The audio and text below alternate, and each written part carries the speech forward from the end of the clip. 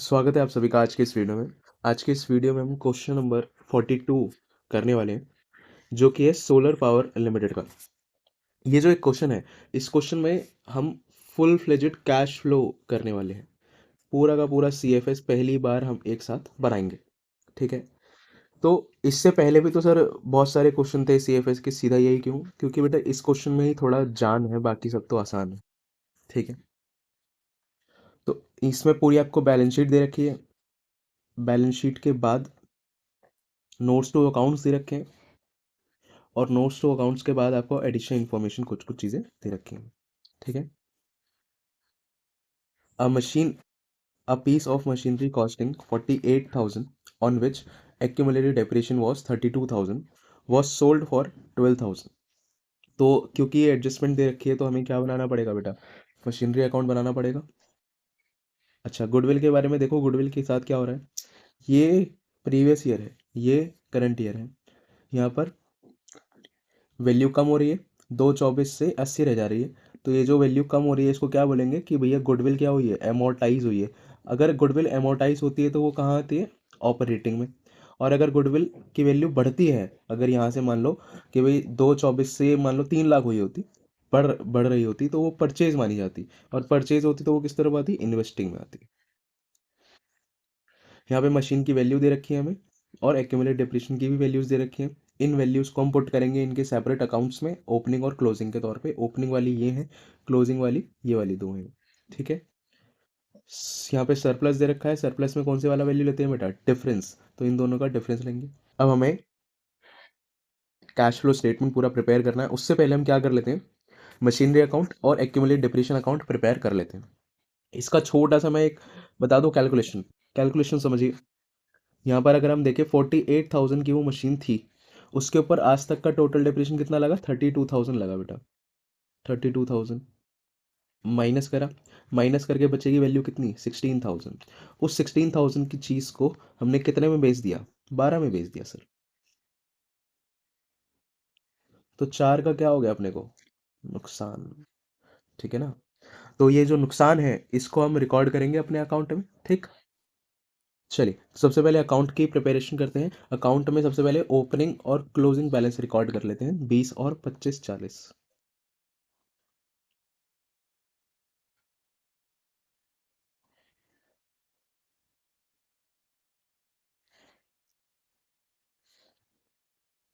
और accumulate depression account की opening closing है 3 और 4 लैक्स। तो ये आ गया यहाँ पे 3 लैक्स, और ये आ गया 4 लैक्स।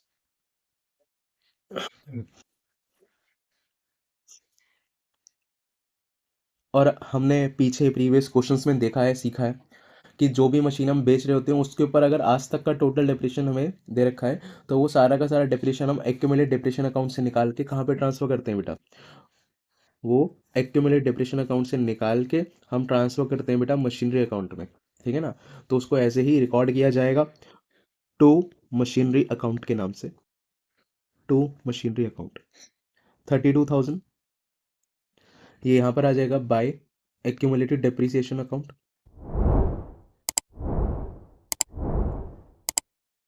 32,000। ठीक है बेटा। अच्छा, इस तरफ और कुछ तो आना नहीं है, तो इस तरफ का टोटल कर लेते हैं सबसे पहले। 4,32,000, ये भी यहाँ पर 4,32,000। इसमें से 3 लाख माइनस करेंगे, what we will get? We will get 1,32,000।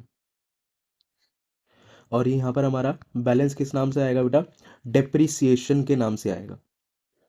ये आ गया बाय डेप्रिसिएशन बैलेंसिंग फिगर। ये जो बैलेंसिंग फिगर हमें मिला है डेप्रिसिएशन के रूप में, ये है वो आइटम, ये है वो अमाउंट जिसको हम ऑपरेटिंग में कंसिडर करेंगे जब हम ऑपरेटिंग एक्टिविटीज निकाल रहे हैं। इधर की बात कर लेते हैं मशीनरी अकाउंट में। सबसे पहले तो यहाँ पर हमने मशीन बेची, तो बेच के पैसा आएगा, तो बाय बैंक अकाउंट सेल। ठीक है। कितना अमाउंट है बेटा सेल का? सेल का अमाउंट है बेटा 12,000 रुपये। हमें लॉस हुआ था, अभी हमने कैलकुलेशन करा, वो लॉस कैसे हुआ है हमें? Statement of P&L loss. Loss हुआ था हमें 4,000 रुपये का। सर वो कैसे 4,000, एक बार वापस से कैलकुलेशन को बता देते हैं। तो कैलकुलेशन सुन लो बेटा। कैलकुलेशन देखो, 48,000 की वो थी मशीन, इस पे 32,000 का अभी तक का लॉस, अभी तक का डिप्रेशन लगा, बची 16,000 की। 16,000 की चीज़ को हमने 12 में बेच दिया, तो 4,000 का अपने को क्या हुआ बेटा, लॉस हुआ। ऐसे ये वैल्यू आई है हमारे पास। ठीक है, यस सर। अब इस तरफ का टोटल करा, इस तरफ का टोटल करके आया हमारे पास 25,88,000। यही सेम टोटल यहाँ आएगा, 25,88,000। और यहाँ पे बैलेंसिंग फिगर बचेगा बेटा। बैलेंसिंग फिगर क्या बचेगा, 5,88,000। और इसको हम क्या बोलेंगे, टू बैंक अकाउंट परचेज करी हो हमने, है ना। ठीक, यस। तो ये दो आपने लेजर्स बना लिए, लेजर जो बनने थे इसमें, और कोई इसमें लेजर नहीं बनना है। ठीक है। अच्छा, अब कैलकुलेशन सबसे पहला काम जब हम ऑपरेटिंग निकाल रहे होते हैं तो उस टाइम पे क्या करते हैं, एनपीबीटी निकालते हैं। तो वही निकालते हैं बेटा सबसे पहले। एनपीबीटी में सबसे पहले क्या लेते हैं, सरप्लस। तो सरप्लस ले लेंगे डिफरेंस। सरप्लस का डिफरेंस आ जाएगा हमारे पास, ये आ गया बेटा 2 लाख रुपए। इसमें कुछ चीज़ें ऐड होती हैं, कुछ चीज़ें लेस होती हैं। ऐड होने वाले आइटम्स याद है क्या आपको, वो याद मैंने करवाए थे आपको टिप के नाम से। ट्रांसफर टू रिजर्व नहीं है, इंटरिम डिविडेंड नहीं है, प्रपोज डिविडेंड नहीं है।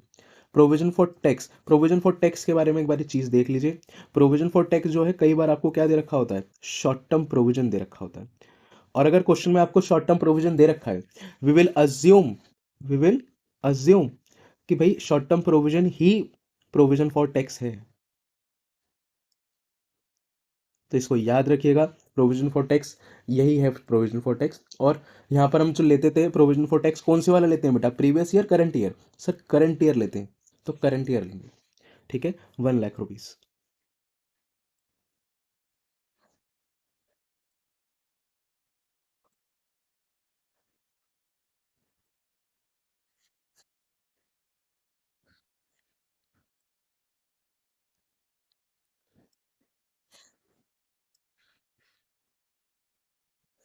तो यहाँ पे टोटल आ जाएगा बेटा 3 लाख रुपए, जो कि हमारा क्या कहलाएगा, एनपीबीटी।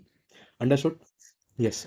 तो चलिए हम कैश फ्लो बना लेते हैं। पूरा कैश फ्लो स्टेटमेंट में सबसे पहले हम क्या बनाएंगे, cash flow from operating activities, फिर उसके बाद फाइंड आउट करेंगे इन्वेस्टिंग एंड देन फाइनेंसिंग। ठीक है। तो ये पूरा फॉर्मेट वाइज हम पूरा चलने वाले हैं। तो सबसे पहले ऑपरेटिंग निकाल लेते हैं बेटा। ऑपरेटिंग में सबसे पहले हमें क्या चाहिए होता है, net profit before working, before tax and extraordinary items. अब ये एनपीबीटी तो हमने निकाल ही लिया है, तो यही पहले सबसे पहले लिख लेंगे, 3 लाख रुपये, 3 लाख रुपीज़। ठीक है। फिर उसके बाद हमें ऐड करना है। ऐड क्या क्या होगा, देखो यहाँ पर डिप्रीशन ऐड होता है, लॉस होता है, loss on sale of machine depreciation, या फिर गुडविल एमोटाइज्ड, या फिर interest on long term borrowings, ये सब चीज़ें आती हैं। तो इनमें से क्या क्या चीज़ें क्वेश्चन में अवेलेबल हैं वही चीज़ें लिखेंगे। तो सबसे पहले तो एक तो हमें पता है डेप्रिसिएशन आएगा, क्योंकि हमने अकाउंट बनाया था, वहाँ पर अमाउंट भी निकाला था हमने। ठीक है। अब डेप्रिसिएशन का अमाउंट कितना आएगा, सर ये वाला। ठीक है, 1,32,000। तो यहाँ पर आ जाएगा 1,32,000। उसके बाद हम इसमें ऐड करेंगे loss on sale of machine, loss on sale of machine, कि मशीन बेच के हमें लॉस हुआ बेटा। तो मशीन बेच के लॉस कितने का हुआ, ज़रा देखिए, ये रहा नुकसान, ये रहा लॉस, 4,000 रुपये का। तो ये 4,000 रुपये का लॉस आ जाएगा, 4,000 रुपीज़। गुडविल अमोर्टाइज हुई थी इस क्वेश्चन में, हमने शुरुआत में देखा था, गुडविल अमोर्टाइज। गुडविल अमोर्टाइज कितने से हुई थी, 1,44,000 से हुई थी बेटा। ठीक, यस। अब इन सब चीज़ों को ऐड करेंगे, ऐड करके हमारा अमाउंट आएगा बेटा 5,80,000 रुपीज़। ये क्या कहलाएगा, ये कहलाएगा sir operating profit before working capital changes. फिर उसके बाद हम क्या करते हैं, याद है कि आप लोगों को, इसके बाद हम वो डायल याद करते थे, डायल। डायल क्या होता था, डायल होता था डिक्रीज इन एसेट और इंक्रीज इन लाइबिलिटी। इस ये सब चीज़ें अगर होती हैं तो इसको क्या करते हैं, ऐड करते हैं। ठीक है ना। अब ज़रा करंट एसेट्स के ऊपर और करंट लाइबिलिटीज़ के ऊपर चलते हैं। करंट लाइबिलिटीज़ में देखिए ये है, करंट लाइबिलिटीज़ में तो देखो शॉर्ट टर्म प्रोविजन को तो हमने क्या माना है, अभी थोड़ी देर पहले बात हुई उसके बारे में, प्रोविजन फॉर टैक्स मान लिया था हमने उसको। तो ये तो नहीं होगा, इसको कंसिडर नहीं करना है करंट लाइबिलिटी के तौर पे। करंट लाइबिलिटी के तौर पे बचा क्या हमारे पास, ट्रेड पेबल्स।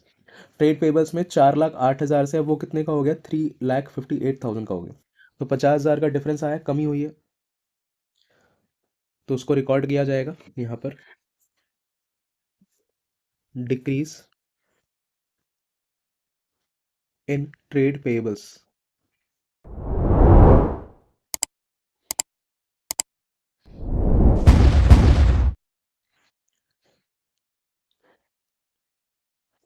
अब बेटा एसेट में, सॉरी लाइबिलिटी में डिक्रीज आया, लाइबिलिटी में डिक्रीज आया तो इसको माइनस करना पड़ेगा, ठीक है। और देख लेते हैं करंट एसेट्स। अब करंट एसेट्स में भी एक खासियत होती है, क्या होती है याद है आप लोगों को, करंट इन्वेस्टमेंट को कंसीडर नहीं करना होता और कैश एंड कैश इक्विवेलेंट्स को कंसीडर नहीं करना होता। ये अगर अभी तक आपको नहीं पता हो, क्योंकि हमने पहला क्वेश्चन करा है इसका, है ना। अगर आपको ना पता हो बाई चांस, तो अभी आप इस चीज़ को याद रखिएगा, जब भी हम करंट एसेट्स कंसीडर करते हैं तो करंट इन्वेस्टमेंट को और कैश एंड कैश इक्विवेलेंट्स को कंसिडर नहीं करते हैं, क्योंकि ये दोनों आइटम्स हम एंड में, जब पूरा क्वेश्चन खत्म हुआ तो उस टाइम पे हमें कुछ एक्टिविटीज करनी पड़ती है, कुछ काम करना पड़ता है अलग सा, वो तब यूज होगा। तो बेसिकली ये दो चीज़ें आएंगी, एक इन्वेंट्रीज और एक ट्रेड रिसीवर्स। इन्वेंट्रीज ये है, इन्वेंट्रीज में देखो इंक्रीज आया है, और ट्रेड रिसीवर्स में देखो इंक्रीज आया है, दोनों में ही इंक्रीज आया है, ठीक है। तो इसको रिकॉर्ड कर लेंगे,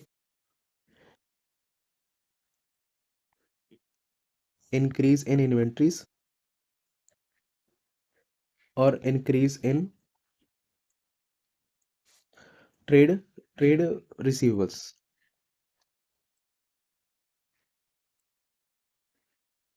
कितने कितने से आया सर, इंक्रीज आया है इसमें 54,000 और 16,000 से, तो 16,000 ये आ गया और 54,000 ये आ गया, ठीक है। इन दोनों को ही क्या करेंगे, माइनस करेंगे, क्यों सर, क्योंकि एसेट है और एसेट दोनों इंक्रीज हो रही हैं। अब इंक्रीज हो रही है तो फिर तो इनको दोनों को माइनस करना पड़ेगा, ठीक है। डायल को आपको याद रखना है, आपका काम हो जाएगा आसानी से। अब इन सब चीज़ों को एडलेस करेंगे तो हमारा अमाउंट बचेगा बेटा 4,60,000 रुपीज़, ठीक है। इसको हम क्या बोलते हैं, cash generated from operations. Sir इसमें से और क्या करते हैं, यहाँ पर अब माइनस करते हैं बेटा, लेस करते हैं टैक्स पेड।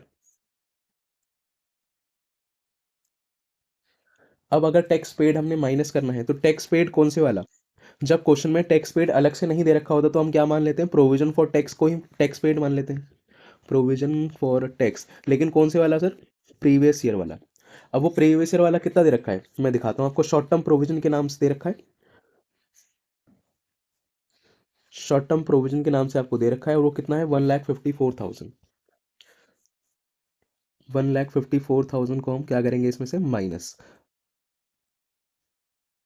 तो we will get a certain amount, that would be 3,06,000 rupees. और ये हमारा क्या आ जाएगा आंसर, जो कि है cash flow from operating activities, ठीक है। यस, तो आई होप कोई इतना तो समझ आ गया होगा। देखो कोई भी क्वेश्चन अगर हम सीएफएस का कर रहे हैं ना फुल फ्लेजेड, तो उसमें सबसे बड़ी दिक्कत जो होती है ना वो इसकी ही होती है, ऑपरेटिंग की। इन्वेस्टिंग फाइनेंसिंग तो कंपैरेटिवली बहुत ईजी होती है। दो दिक्कतें होती हैं पूरे सीएफएस के क्वेश्चन में, एक तो ये लेजर्स और एक ये ऑपरेटिंग। ऑपरेटिंग अगर निकल गया ना तो आप लोगों ने बड़ी जंग जीत ली, उसके बाद तो फिर छोटा छोटे से काम है, उसके बाद तो सिपाहियों को मारना है, ठीक है ना। तो इन्वेस्टिंग, अब इन्वेस्टिंग में नॉन करंट एसेट्स को देखना होता है। नॉन करंट एसेट्स में देखो, हमने एक तो मशीनरी अकाउंट बनाया था, वहां पर दो चीजें आई थी, सेल की और परचेज की वैल्यू, तो वो आ जाएंगी दोनों चीजें।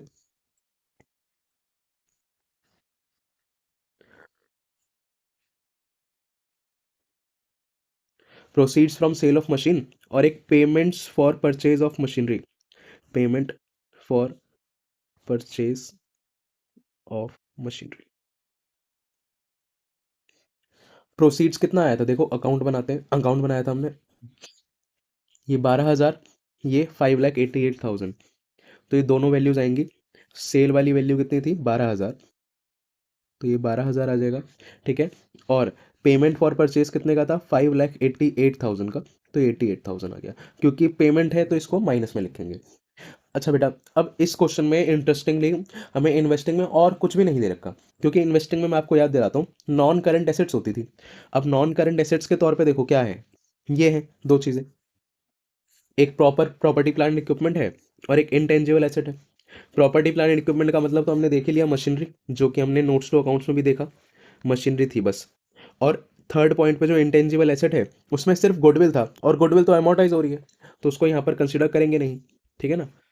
तो बस, और कुछ आएगा नहीं इन्वेस्टिंग में, तो हमारा फाइनल आंसर आ जाएगा cash flow from, cash used आएगा, क्योंकि नेगेटिव में आएगा अमाउंट, क्योंकि माइनस का अमाउंट बढ़ा है, तो cash used in investing activities.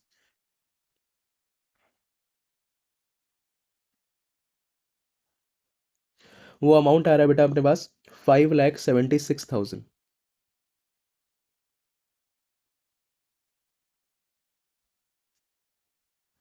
ठीक है, यस।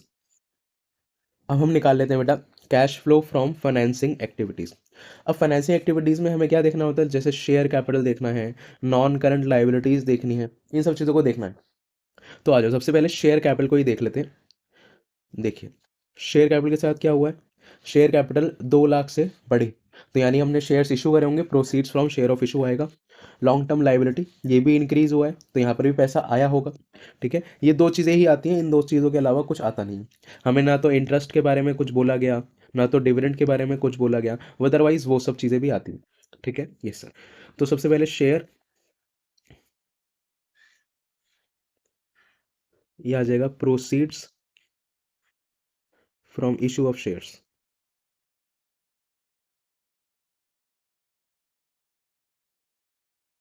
और दूसरा आ गया बेटा proceeds from long term borrowings, that would B how much, 1,44,000। इन दोनों को ऐड कर लेंगे, the net amount would be 3,40,000। और यही वाला अमाउंट बेटा यहाँ पर आ जाएगा नीचे, 3,40,000, जिसको हम क्या बोलेंगे, हमारा answer, that is cash flow from investing activities.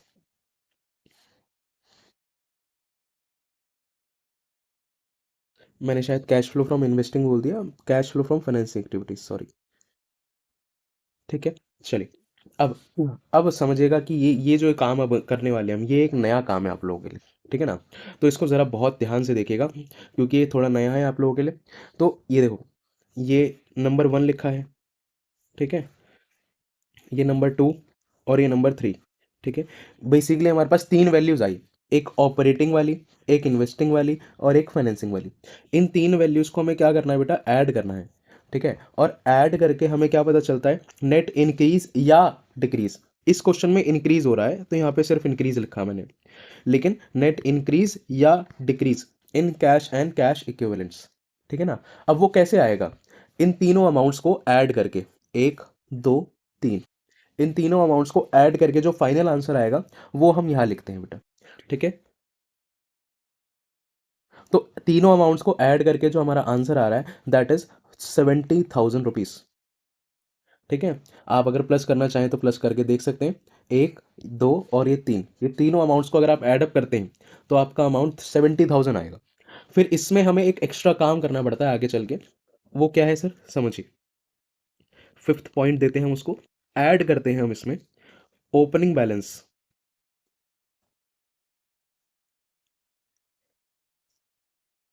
Of cash and cash equivalents. ठीक है, कैश एंड कैश इक्विवेलेंट्स।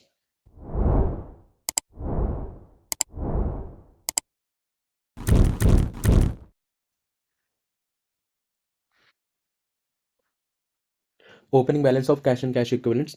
अब कैश एंड कैश इक्विवेलेंट्स में सर दो चीज़ें आएंगी हमेशा, ये चीज़ ध्यान रखिएगा। अभी हमने बात करी करंट एसेट्स में, दो चीज़ें हमने छोड़ी थी, एक और ये दो, ये दोनों चीज़ों के ओपनिंग बैलेंसेस को हमें वहाँ पे रिकॉर्ड करना है अलग अलग। तो क्या क्या आएगा, देखिए, एक तो करंट इन्वेस्टमेंट और एक cash and cash equivalents, cash and cash equivalents.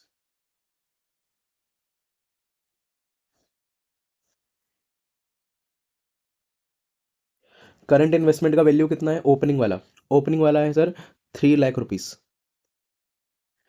और कैश एंड कैश इक्विवेलेंट्स का ओपनिंग बैलेंस है 7,50,000 रुपीस। इन दोनों को ऐड अप करेंगे, इन दोनों को ऐड अप करके हमारा वैल्यू आ रहा है 10,50,000 रुपीस। और इन दोनों वैल्यूज़ को जब हम प्लस कर लें, इन दोनों वैल्यूज़ को अगर हम प्लस कर लेते हैं तो हमारा आंसर आएगा बेटा 11,20,000 रुपीस। ठीक है ना?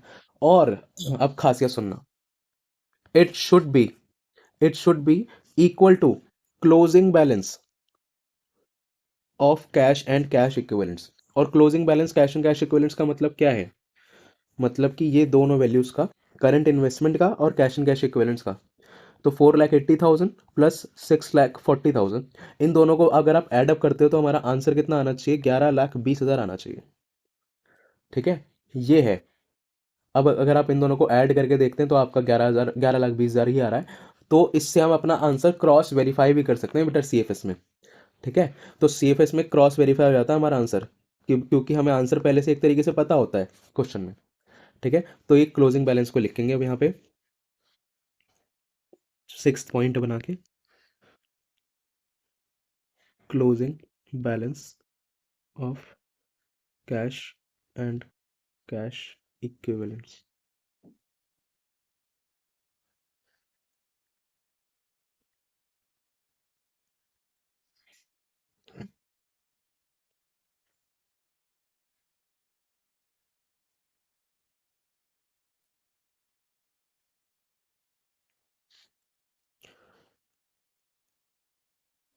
करंट इन्वेस्टमेंट का अमाउंट हमें दे रखा था 4,80,000 और इसका अमाउंट दे रखा था 6,40,000।